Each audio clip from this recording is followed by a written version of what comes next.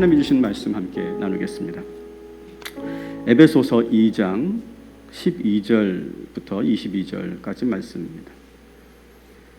에베소서 2장 12절부터 22절까지 말씀을 우리가 함께 나눌 텐데요. 이 말씀을 여러분 나누시기 전에 여러분들이 먼저 오늘 말씀을 듣기 전에 먼저 마음속으로 해야 할 작업이 있어요. 어떤 작업이냐 하면 지금 현재 관계가 멀어져 있는 사람을 한번 떠올려 보시기 바랍니다. 물론 멀어져야 되고 또 끊어져야만 하는 관계도 있죠. 그런 사람을 떠올리시라는 건 아니에요. 우리 권사님들 첫사랑을 떠올리시면 안 돼요. 내가 정말 사랑하는데 사실 이렇게 관계가 멀어지면 안 되는 관계인데 어떻게 하다 보니까 서로 오해가 쌓이고 서로 상처가 생겨서 관계 위기가 찾아온 그 사람을 한번 떠올려 보시기 바랍니다. 근데 이게 내 힘으로 되지 않아요. 그죠? 여러분, 이 관계가 틀어지게 되면 내가 아무리 다가가도 용서를 구해도 내가 용서를 하려고 해도 이게 잘 안 되거든요.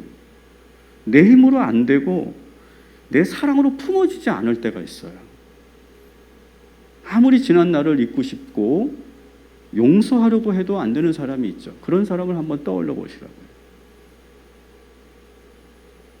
또 이런 사람을 떠올려 보시기 바랍니다. 정말 나하고 안 맞는 사람, 그렇죠? 나하고 정말 안 맞는 사람이 있죠. 가정에도 있고 직장에도 있고 여러분이 속해 있는 그런 모임이나 공동체 안에도 이런 사람은 꼭 한 사람씩 우리가 있게 되죠. 근데 문제는 그 사람을 내가 안 보면 그만인데 그래도 같이 살아야 하고 또 같이 일을 해야 되고 계속 그 공동체 안에 그 모임 안에 머물러야 하는 사람, 여러분 그런 사람도 한번 떠올려 보시기 바랍니다. 마지막으로 어떤 계기로 완전히 그 사람하고 끊어졌어요. 서로 지금 연락도 안 한 지 거의 5년, 10년 이렇게 된 사람일 거예요. 근데 오늘 이 말씀을 들으면서 문득 그 사람이 떠오른다면 여러분 한번 거부하지 마시고 한번 깊이 한번 오늘 이 시간 생각해 보이는 시간이 되었으면 좋겠어요. 사실은 이렇게 끊어지면 안 되는 관계였는데 여러 가지 일로 인해서 또 나의 성숙하지 못한 그런 모습 때문에 단절된 사람을 여러분 한번 오늘 떠올려 보시기 바랍니다. 여러분 그 사람들과 관계가 다시 회복되고 다시 연결되고 다시 하나가 되기를 여러분 원하신다면, 여러분이 정말로 그것을 소망하신다면 오늘 이 시간 이 예배를 통해서 우리 주님께서 우리들의 그 모든 관계를 회복시키시고 연결시키시고 새롭게 하시고 하나 되게 하여 주실 줄 믿습니다.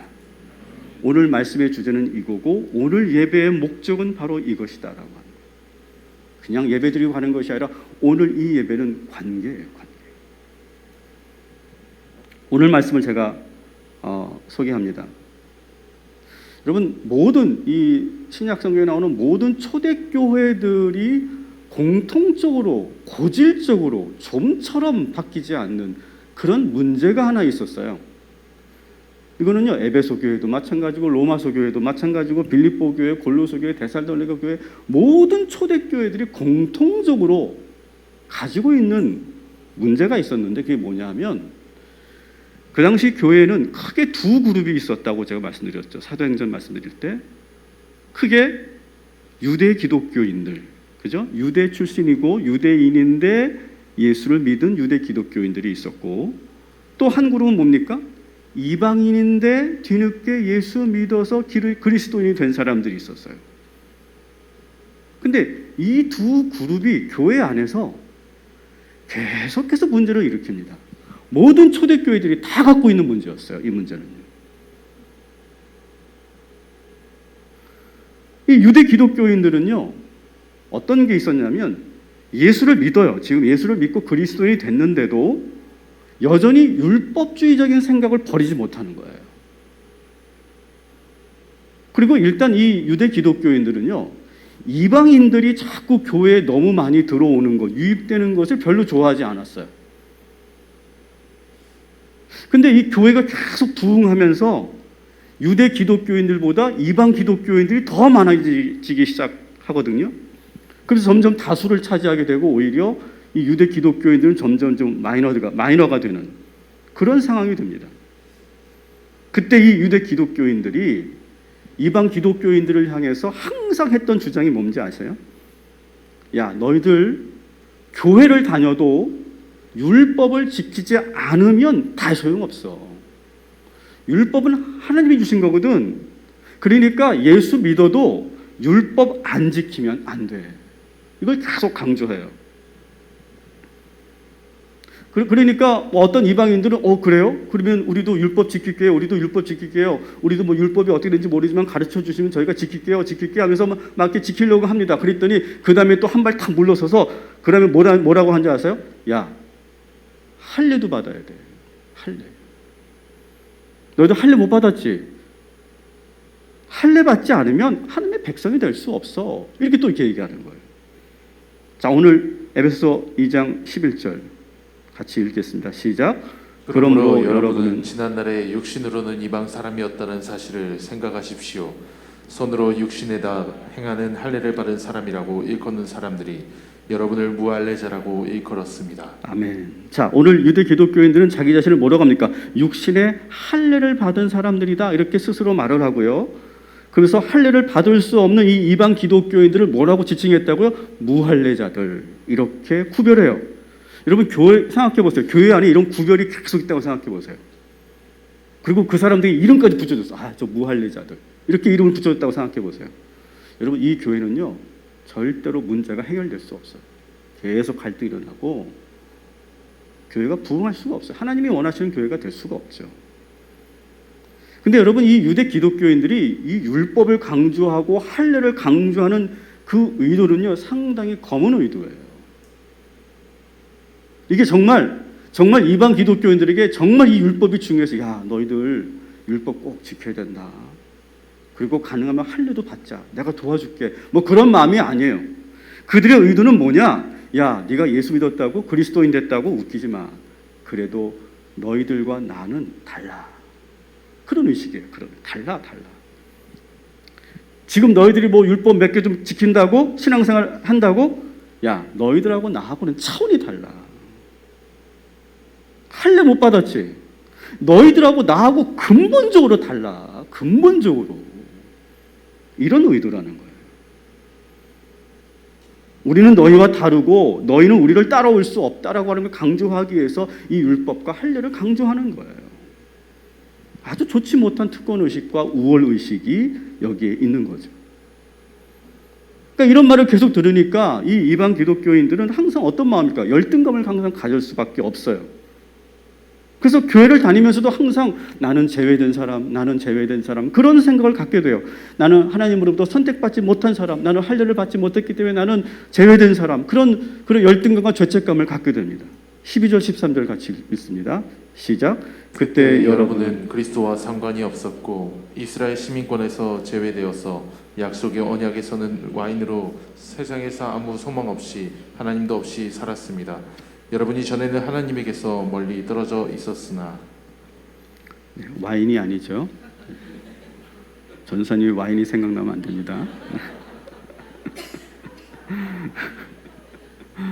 그리스도와는 상관이 없고 그리고 제외됐고 너희는 외인이고 그런 의식을 갖게 된 거예요.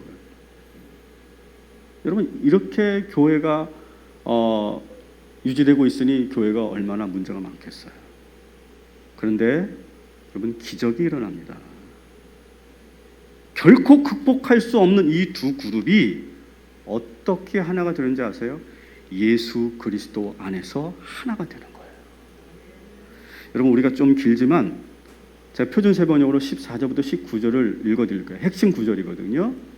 우리가 천천히 전사님도 천천히 읽어주시고 천천히 우리가 이 말씀을 음미하면서 읽으시고 오늘 제가 이 말씀을 중점적으로 제가 해설해 드릴 거예요.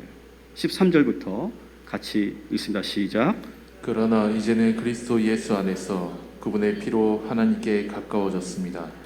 그리스도는 우리의 평화이십니다. 그리스도께서는 유대 사람과 이방 사람 다 양쪽으로 갈라져 있는 것을 하나로 만드신 분이십니다. 그는 유대 사람과 이방 사람 사이를 가르는 담을 자기 몸으로 허무셔서 원수된 것을 없애시고 여러 가지 조문으로 된 계명의 율법을 폐하셨습니다. 그것은 이 둘을 자기 안에서 하나의 새 사람으로 만드셔서 평화를 이루시고 원수된 것을 십자가로 소멸하시고 십자가로 이 둘을 한 몸으로 만드셔서 하나님과 화해시키려는 것입니다. 그분께서는 오셔서 하나님에게서 멀리 떠나 있는 이방인 여러분에게 평화를 전하시고 하나님께 가까이 있는 사람들에게도 평화를 전하셨습니다. 이방 사람과 유대 사람 양쪽 모두 그리스도로 말미암아 한 성령 안에서 아버지께로 나아가게 되었습니다. 그러므로 이제부터 여러분은 외국 사람이나 나그네가 아니요 성도와 같은 시민이요 하나님의 가족입니다. 아멘. 자, 우리가 말씀을 읽을 때 보면 그냥 훅 지나갑니다. 근데 오늘 이 구절은요, 예수 그리스도가 어떤 분인가를 아주 분명하게 말해주고 있는 아주 귀한 중요한 장면입니다. 여러분, 우리가 예수를 왜 믿어야 하는지, 왜 예수 그리스도가 우리에게 절대적인 분인지 오늘 이 말씀을 통해 우리가 알게 될 거예요. 제가 다시 한번 이 말씀을 하나하나 해설해 드리려고 해요. 여러분, 한마디로 여기 있는 말씀에 한마디로 내가 정리한다면 예수 그리스도는요, 모든 관계를 회복시키는 분인 줄 믿으시기 바랍니다. 그래서 따라합시다. 예수님은 관계입니다. 기독교는 관계입니다. 이게 핵심이에요. 자, 13절 보시면 이런 내용이 있죠. 예수 그리스도의 피로 우리가 어떻게 됩니까? 하나님께 나아가게 되었다. 그죠? 뭡니까? 예수님을 통해 하나님과의 관계가 가까워지고 회복되어졌다. 이게 예수님의 사역이거든요. 그리고 14절에 보니까 예수 그리스도는 뭐라고 그래요? 평화라고 해요. 평화. 그리고 14절 또 하반절에 보니까 그래서 유대인과 이방인을 교회 안에서 하나 되게 하신다는 거예요. 이게 교회의 본질이에요. 그리고 14절 그 뒤에 보면 막힌 담을 당신의 몸으로 허무셔서 서로 원수되지 않게 하시고 사랑하게 하셨대요. 15절로 넘어가면 그리스도 안에서 서로 다른 사람들이 각자 다른 사람들이 아까 유대인과 이방인들처럼 우리 모든 각자 다른 사람들이 그리스도 안에서 뭐가 된대요? 새 사람이 된대요. 새 사람. 그래서 평화를 이루게 하신대요. 16절로 가면 서로 갈등하다가도 십자가의 사랑과 희생으로 한 몸 되게 하신대요. 17절로 넘어가면 주님께서는 또한 양측에게 직접 찾아가신대요. 이방인들에게도 찾아가시고 유대인들에게도 찾아가시고 우리 각자에게 찾아가셔서 뭘 전합니까? 서로 화평하라고 가르치세요. 계속 말씀하신다는 거예요. 우리들에게 지금 화평하라.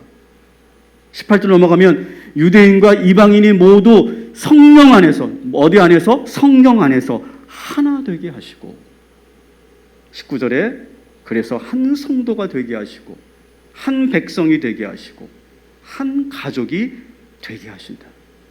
이게 바로 예수 그리스도다라고 하는 거예요. 우리가 예수를 왜 믿어야 되는지 아직 분명하게 모르신 분들 계시다면 이렇기 때문에 우리는 예수를 믿어야 되는 거예요. 여러분, 우리 예수님께서는 여기 있는 말씀처럼 유대인과 이방인들만 하나 되게 하셨을까요? 그렇지 않아요. 우리 예수 그리스도는요, 모든 사람을 하나 되게 하시는 분임을 믿으시기 바랍니다. 모든 관계를 회복시키시는 분임을 믿으시기 바랍니다. 이게 예수의 능력이에요. 자, 그러면 제가 처음에 여러분들에게 제안드렸던 그 사람들을 한번 떠올려 봅시다. 지금 관계가 멀어져 있거나 그리고 여러 가지 일로 인해서 지금 끊어져 있는, 그러나 끊어지면 안 되는, 다시 연결되어야 하는, 내 마음속에 그런 마음의 부담이 있고 여전히 내 마음속에 그런 진심이 있지만 내 힘으로 되지 않는 그런 사람들 한번 떠올려 보시라고요. 여러분, 그 사람과 하나가 될 수 있을까요? 여러분 많이 노력해 보셨는데 여러분 하나가 될 수 있을까요? 여러분 그 사람을 정말로 사랑하십니까? 사랑하세요? 정말 이렇게 그 사람과 원수가 되고 이렇게 끊어지기를 원하십니까? 저는 오늘 말씀을 그대로 여러분에게 그대로 좀 선포하려고 해요. 그 사람들을 떠올리면서. 여러분, 예수 그리스도께서 함께 하시면, 우리에게 함께 하시면 그 사람과 나 사이에 놀라운 변화가 일어날 줄 믿으시기를 주님의 이름으로 축원합니다. 여러분 기대하세요? 소망하세요 정말? 그러면 그렇게 될 거예요. 예수 그리스도께서 관계를 회복시키실 것을 믿으십니까? 믿으면 아멘 하시기 바랍니다. 정말 믿으면, 정말 회복하기를 여러분이 바란다면 한 주간 이 말씀 붙잡고 사세요. 그러면 예수의 능력이 여러분에게 임하여서 그 관계가 회복되는 기적이 나타나게 될 줄 믿습니다. 자, 이제는 여러분이 그 사람들을 떠올리면서 오늘 이 주신 말씀을 제가 또 좀 더 풀어서 말씀해 드릴게요. 따라합시다. 예수 그리스도는 평화이십니다. 여러분 단둘이만 있으면 싸우게 되는 사람이 있죠. 그런 사람이 있죠. 엄마와 딸, 그죠? 아무것도 아닌데 아버지와 아들 아무것도 아닌데 그냥 아무 문제도 없는데 그냥 서로가 말만 시작하면 언성이 높아지는. 여러분 우리들의 모든 관계가 깨어지는 이유가 뭔지 아세요? 그 사람과 나 사이에 예수가 안 계시기 때문에 그런 거예요. 이걸 여러분 기억하세요. 예수님이 우리 둘 사이에 함께 하시면 분위기가 바뀌게 돼요. 여러분의 힘으로 나의 노력으로 쉽게 안 됩니다. 그래서 우리가 기도할 거는요, 하나님 내가 그 사람과 관계가 회복되게 해주세요. 내가 그 사람을 용서하게 해주세요. 그거보다 지금 더 본질적인 기도는 뭐냐면 주님 나와 그 사람 사이에 계셔주세요. 이렇게만 일단 기도하세요. 주님이 우리 사이에 함께 해주세요. 그러면 예수님께서 그렇게 기도하는 우리들에게 찾아오셔서 그 관계를 새롭게 하여 주실 줄 믿습니다. 왜? 예수 그리스도는 어떤 분이기 때문에? 평화의 주님이기 때문에. 두 번째, 예수님은요 막힌 담을 허무신 분이에요. 둘 사이에 들어오셔서 가만히 계신 게 아니라 둘 사이에서 하시는, 예수님께서 하시는 일은 막힌 담을 허무시는 거예요. 막힌 담을. 여러분 이게 관계가 틀어지면요 어떻습니까? 가까이 가기도 싫어요. 그죠? 안 해보셨어요? 가까이 가기도 싫고요. 말하기도 싫어요. 말하기도 싫어. 얼굴 보기도 싫고요. 같이 밥 먹기도 싫습니다. 각자의 방으로 쾅쾅 들어가 버리죠. 그래서 그렇게 방문을 걸어 잠근다고 해서 막 문을 두드리면서 그 문을 부숴가지고 들어가면 어떻게 됩니까? 오히려 더 큰 문제가 생기죠. 여러분 이때도 우리가 뭘 해야 되냐 하면 그 벽 앞에서 우리는 기도해야 돼요. 근데 그 벽이 어떤 벽인 줄 아세요? 내가 먼저 쌓아 올린 벽이에요. 여러분 상대방보다 어쩌면 내가 더 높이 벽을 쌓았을걸요? 내가 더 두텁게 그 벽을 쌓았을 거예요. 내 앞에 있는 내가 쌓은 그 벽 앞에서 주님께 기도하시기 바랍니다. 주님 이 벽을 허물어 주시옵소서. 그리고 그 사람 벽 앞에서 우리가 기도하는 거예요. 잠겨있는 그 문 앞에서 우리가 또 기도하는 거예요. 그런데 그럴 때 우리가 그렇게 기도할 때 우리 주님이 어떻게 하시는지 아세요? 저는 14절이 가장 은혜가 됐어요. 14절에 보면 여러분이 갖고 있는 성경에 보면 이렇게 되어 있어요. 막힌 담을 자기 육체로 허시고 이렇게 되어 있어요. 자기 몸으로 허무신다는 거예요. 여러분 이게 어떤 의미입니까? 우리가 그렇게 기도하면 주님께서 막 온몸으로 그 벽을 부딪히면서 쿵쿵거리면서 당신의 몸이 상하고 깨지는 것을 또 뒤로 하고 계속 부딪혀서 그 담을 허무신다는 거예요. 이게 바로 십자가죠, 십자가. 당신이 부서지고 피 흘리고 망가지면서까지 우리의 그 막힌 담을 허무신 예수 그리스도. 우리의 그 벽을 오늘 이 시간 허물어 주실 줄 믿습니다. 그리고 세 번째로 따라합시다. 서로 원수되지 않게 하시고 사랑하게 하셨습니다. 원수됐다는 말이 뭡니까? 원수됐다는 말이 둘 사이에 너무 깊은 상처가 있다는 거죠. 그죠? 그래서 꼴도 보기 싫은 거고, 그죠? 서로 깊은 상처를 주고받으면 원수가 되는 거예요. 원수가 별겁니까? 말로 행동으로 상처를 주고받습니다. 그런데 우리가 참 놀라운 것은, 아이러니는 뭐냐면 그런 관계 속에서 내가 항상 피해자라고 생각해요. 나는 피해자, 너는 나쁜 놈, 너는 가해자, 나를 상처 준 놈, 나 용서 못해. 근데 여러분 한 발 물러서서 한번 보자고요. 나도 만만치 않은 가해자일걸요? 엄마가 나한테 이런 상처를 줬고 아빠가 나한테 이런 상처를 줬고, 여러분 우리가 상처 받으면서 그대로 그냥 깨갱하고 그냥 그렇게 있었습니까? 나도 만만치 않게 공격했을걸요? 여러 가지 방법으로 복수했을걸요? 예수님이 우리와 함께 하시면 나의 그 죄를 발견하게 돼요. 내가 그저 피해자가 아니라 가해자였구나. 내가 정말 죄인이었구나. 그걸 깨닫게 되고 보게 하세요. 그래서 원수되지 않고 서로 사랑하게 하신다. 네 번째 한번 보여주세요. 같이 읽습니다. 시작. 그리스도 안에서 서로 다른 사람들이 새 사람 되게 하셔서 평화를 이루게 하셨습니다. 여러분 이렇게 서로 달라도 너무 다른 사람들이 누구 안에 있으면, 예수 그리스도 안에 있으면 뭐가 된대요? 새 사람이 된대요. 여러분 믿으십니까? 완전 딴 사람이 된대요. 그래서 서로 평화를 이루게 하신대요. 그러나 둘 사이에 여러분 또 갑자기 예수님이 안 계시면 어떻게 될까요? 다시 원수가 되는 거예요. 그래서 우리가 잘 지내다가, 그런 일 많이 있잖아요. 잘 지내다가 갑자기 원수가 되잖아요. 그죠? 갑자기 미워지고요.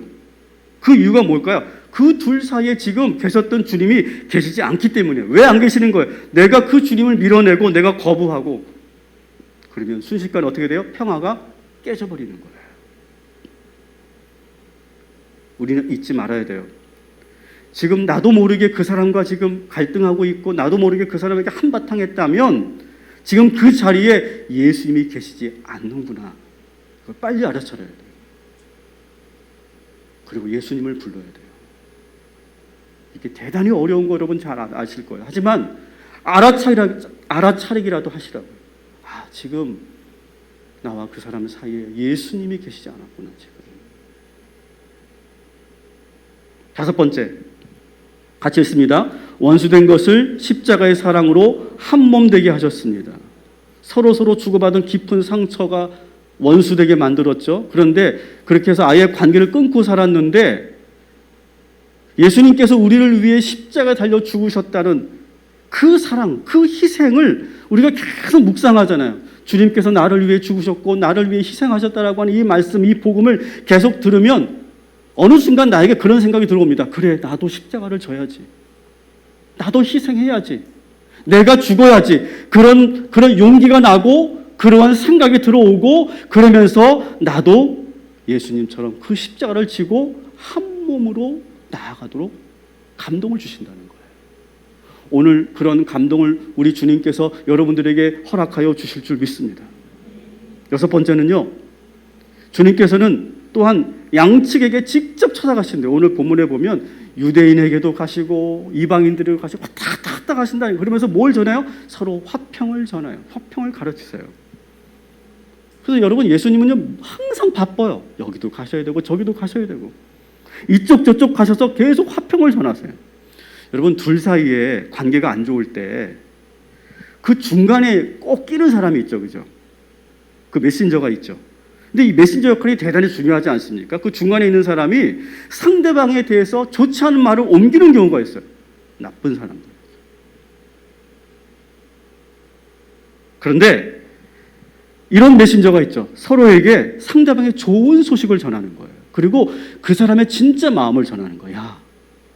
그 사람이 진짜 원래는 너를 너무 사랑해서 한 말이야. 내가 들었거든. 너를 정말 많이 걱정해. 네가 그걸 알아줬으면 좋겠어. 그렇게 메신저가 그런 역할을 하면 그 관계가 어떻게 됩니까? 다시 화해가 되죠. 예수님께서는 바로 그런 역할을 하신다는 거예요. 지금도. 나에게도 계속 화평을 말씀하시고 그 사람에게도 화평을 말씀하실 거예요. 오늘 이 시간 여러분에게 우리 주님께서 화평하라고 말씀하시는 것처럼 여러분이 떠올리고 있는 그 사람에게도 주님께서 오늘 이 시간 가셔서 화평을 말하고 계시는 줄 믿습니다. 그러면서 7번째, 두 사람 모두가 성령 안에서 하나 되게 하세요. 주님이 이 말씀을 잘 보세요. 주님이 그들을, 그 두 사람을 딱 불러 모으시고 그리고 성령이 임하게 하신다는 거예요. 저는요, 성령님이 그 둘 사이에서 임하면 어떤 일이 일어날까? 저는 화학적 반응이 일어나는 걸 말한다고 생각해요. 여러분, 요즘 관계에서 우리가 케미라는 말을 많이 쓰죠. 케미. 저 사람과 나하고 케미가 있어. 케미가 느껴져. 그런 말을 하잖아요. 화학적 반응. 화학적 반응이 뭐예요? 왠지 내가 정말 안 보려고 했는데 왠지 그 사람을 보면서 갑자기 눈물이 나. 감동이 막 올라와. 그리고 왠지 내가 다 잊어버려지는 거야. 내 상처가 다 씻겨지는 것 같아. 그러한 성령의 역사가 주님 안에서 일어나게 하신다는 거예요. 오늘 그런 성령의 역사가 우리에게 일어나게 될 줄 믿습니다. 그렇게 해서 마지막으로 한 성도가 되게 하시고 한 백성이 되게 하시고 한 가족이 되게 하신다는 거예요. 사랑하는 성도 여러분, 지금 여러분이 떠올리고 있는 그 사람들과 이렇게 정말 회복되기를 원하십니까? 정말 여러분이 원하시고 믿으시면 그렇게 되는 줄 믿습니다. 그러려면 누가 계셔야 된다고요? 예수 그리스도가 우리와 함께 계셔야 돼요. 그래서 여러분, 예수님을 부르셔야 돼요. 우리의 모든 막힌 담을 허무시는 예수님을 부를 때 그런 역사가 나타나요. 저도 이 말씀을 준비하면서 떠올린 그런 사람들이 있습니다. 사실 저의 지금 가장 큰 고민은 뭐냐 하면 지금 이 온라인 예배를 드리고 있는 우리 성도들, 그리고 적지만 이 오프라인 예배를 드리고 있는 성도들, 이 온라인과 오프라인이 어떻게 하면 연결될 수 있을까? 어떻게 되면 하나가 될 수 있을까? 저는 그게 저의 가장 목회적인 고민이고 어려움이에요. 온라인 예배를 드리는 성도들이 정말로 그 안에서 정말 큰 은혜를 경험하고 이 현장에 나와 있는 것만큼이나 그 은혜와 그런 감동 가운데 예배를 드리고 있을까? 그냥 내가 TV를 틀어놓고 그냥 내가 멍하니 있는 것은 아닐까? 우리가 이렇게 예배 드리면서 서로 보지 못하고 만나지 못하면서 점점 그 관계가 느슨해지고 멀어지게 되는 것은 아닐까? 이게 저의 목회자로서의 그런 고민이에요. 최근에 많은 신학자들과 목회자들이 이 온라인 예배에 대한 많은 그러한 논쟁을 벌이고 있죠. 여전히 어떤 분들은 이 온라인이라고 하는 것은 가상이다, 가상. 실제가 아니다, 실제가 아니다. 이걸 철저하게 구분하는 분들이 꽤 많이 있고요. 이 온라인과 오프라인을 반대로 이건 동등한 위치에 있어야 된다. 서로 모두가 이건 다 실제다, 가상이 아니다. 이렇게 말하는 그런 신학자들도 있어요. 온라인과 사이버 공간은 실제가 아니기 때문에 거기에 어떻게 주님이 임하냐?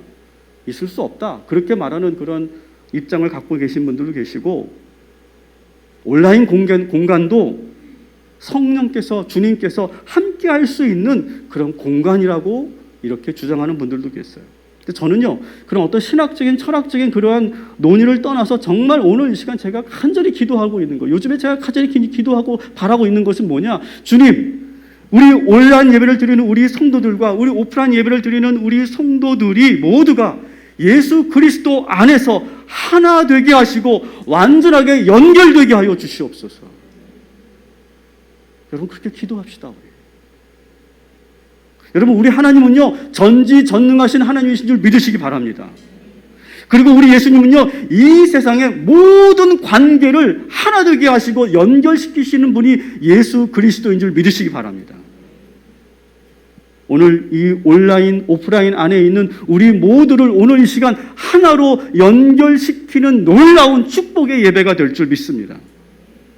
오늘 평화의 주님께서 여러분, 우리 모두에게 임하셔서 우리 둘 사이에, 온라인과 오프라인 둘 사이에 막힌 담을 허무시고 서로 사랑으로 하나 되게 하여 주실 줄 믿습니다. 서로 그 사랑을 느끼게 하여 주실 줄 믿습니다. 여러분, 한번 떠올려 보세요. 우리 성도들. 누가 보고 싶으세요? 다 보고 싶은 분이 계시죠, 우리 성도들. 각자 그분은 지금 어떻게 지내고 있을까? 만나고 싶다. 보고 싶다. 여러분, 그 사랑이 오늘 이 시간 전달될 줄 믿습니다. 서로 사랑이 전달되고 느껴지고 하나 되게 하여 주실 줄 믿습니다. 예수님은요, 그 어떤 사람도, 그 어떤 상황도, 그 어떤 공간도 모두 뛰어넘으시고 연결시키시고 하나 되게 하시고 만나게 하시고 사랑이 전달되게 하시는 전능의 하나님이신 줄 믿으시기 바랍니다. 오늘 예수님께서 우리 모두의 관계를 연결시켜 주실 거예요. 여러분이 원하신다면, 여러분이 정말 그 사람을 진심으로 포기하지 않는다면 주님께서 여러분을 연결시키시고 회복시켜 주실 줄 믿습니다. 막힌 담을 허무시고 하나 되게 하시고 화평하게 하시고 모든 거리와 모든 상황을 뛰어넘어서 오늘 연결이 이루어지는 이 예배가 될 줄 믿습니다.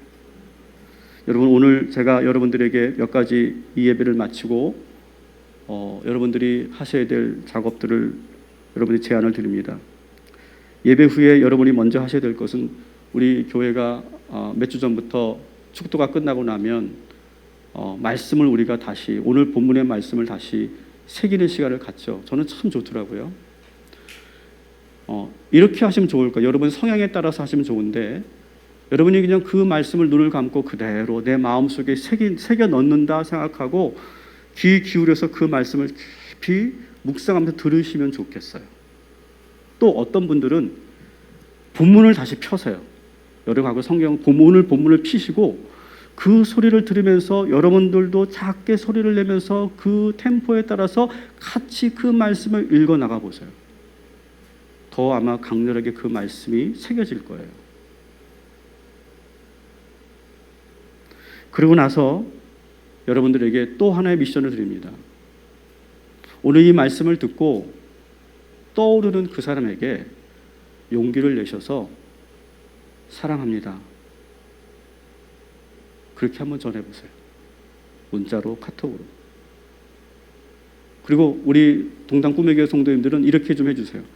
5명 이상씩, 지금 여러분이 떠오르고 있는 우리 성도들 이름 5명 이상씩 여러분들이 예배 마치고 문자를 보내세요. 집사님 사랑합니다, 권사님 사랑해요, 보고 싶어요. 그렇게 여러분 꼭 한번 전해보세요. 그때 그 문자가, 그 메시지가 성령의 능력으로 타고 들어가서 그 사랑이 전달되고 느껴지게 하여 주실 줄 믿습니다. 몇 명? 몇 명? 5명. 5명 이상이에요, 이상. 그리고 이제 그렇게 하고 나서 우리가 그 말씀 묵상을 마치고 나서 랜선 전도를 여러분 꼭 해주시고 공유를 꼭 해주시고, 그것이 끝나고 나면 우리 권민재 자매가 다시 올라오셔서 사명이라고 하는 찬양을 또 불러주실 거예요. 그러면서 여러분이 그 찬양을 또 들으면서 여러분이 다시 한번 결단하고 그 사명을 다시 한번 돌아보는 그런 축복의 예배가 되기를 주님의 이름으로 축원합니다.